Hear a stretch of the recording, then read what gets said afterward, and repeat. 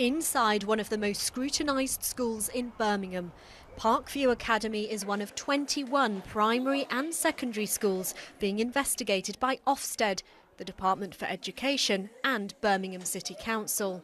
The authorities' response to allegations made in an anonymous letter made public 2 months ago of a coordinated attempt by Muslim hardliners to take over some Birmingham schools.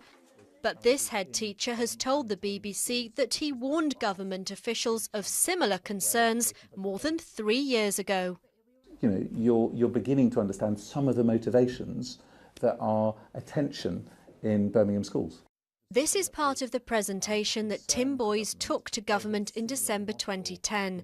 His school is not under investigation, but he told me he was so concerned about what was happening in other schools, he asked for a meeting with the Department for Education.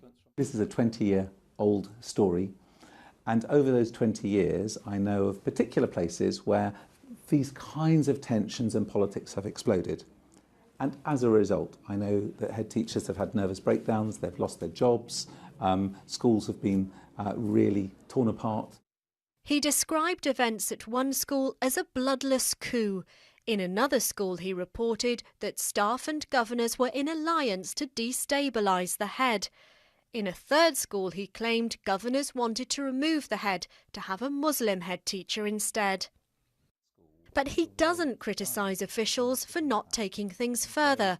He blames education policy. Because of the academy programme encouraging schools to opt out of local authority control and the local authority family, you've got increasing numbers of schools acting individually, acting on their own. The Department for Education declined our request for an interview, but it has issued a statement.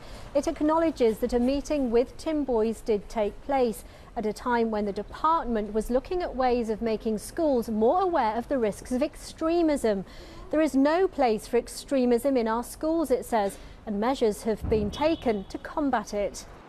It's been a turbulent time for pupils, parents and teachers in Birmingham.